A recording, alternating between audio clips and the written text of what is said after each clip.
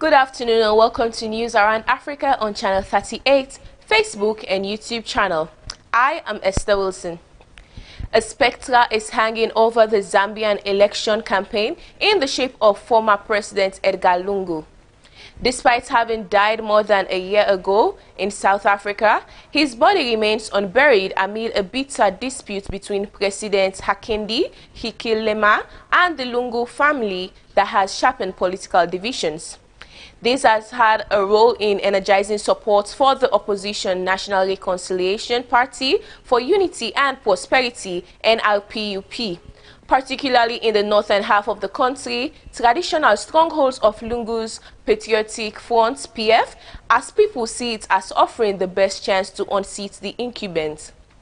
Meanwhile, it has complicated the second-term bid of Hichilema and his United Party for National Development, UPND, which draws its cause support from the south, west, and northeast, while seeking to expand its reach nationwide. The political battle is playing out on the streets of the capital, Lusaka.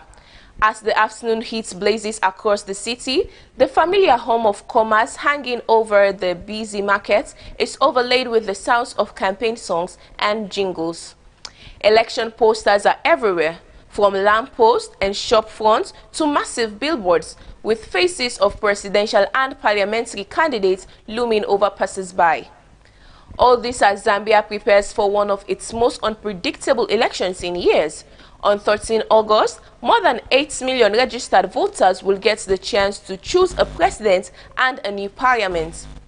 Hichilema wants 5 more years after his 2021 landslide win over Lungu on a platform of change. Yet, what many expected to be a relatively straightforward contest this time has been reshaped by Lungu's death.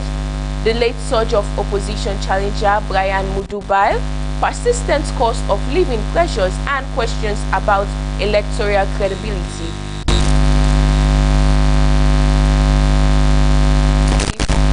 Aimed at boosting the voice of youth and women. Libyan emergency services have been battling to contain a huge blaze at a major oil plant after it was targeted by unknown attackers. The Zawiya refinery, west of the capital Tripoli, was hit in a drone strike on Monday evening, the third such incident in 2 days. The National Oil Corporation (NOC) said a tank containing about 4.5 liters of fuel was directly hit, triggering a huge fire that caused it to collapse. It said it was considering suspending operations if the attacks continued. There were no serious injuries from the fire, with most patients treated for smoke inhalation, Libya's ambulance and emergency service said on Tuesday. The Zawiya refinery is the largest operational facility in Libya, with an output of 120,000 barrels per day. The NOC condemned similar attacks in past days in Zawiya, including 2 drone strikes on a naphtha reservoir and a water desalination plant. It called on the authorities to investigate who was behind the violence. The attacks have highlighted continuing instability in Libya, which has been split into 2 since a civil war broke out after the ousting of former leader Muammar Gaddafi. Colonel Gaddafi seized power in 1969 and ruled autocratically for 4 decades until he was toppled and killed in 2011 in a rebellion assisted by Western military intervention. Since his fall, rival power centers, one based in the east backed by military commander Khalifa Haftar and one in the west in Tripoli, led by Prime Minister Abdulhamid Deiba, have been jostling for political and military dominance. More than 2,000 people have died of Ebola in the Democratic Republic of Congo since its outbreak was declared fewer than 3 months ago. At least 1,000 of the deaths have occurred in the last 3 weeks, according to official government data, as the virus continues to spread at an alarming rate. 4,381 Ebola cases across 5 provinces of the DRC have been confirmed as of Tuesday, including 2,011 deaths. It is the fastest growing outbreak on record in the Central African country and is second in size only to the West African outbreak from 2014 to 2016, during which 11,310 people died.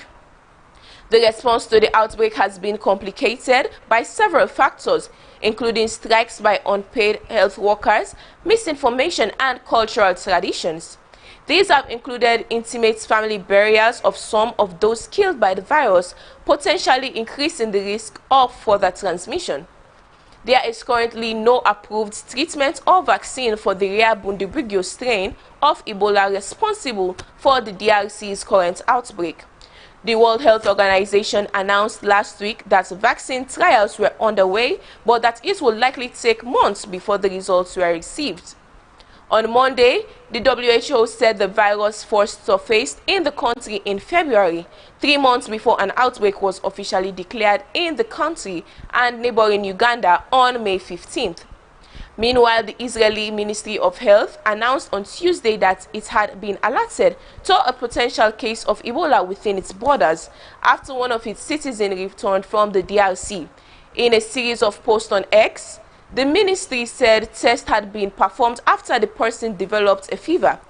The results are expected within the next 24 hours, and the person remains in isolation. That's all we have time for on this edition on News Around Africa, and I'm Esther Wilson.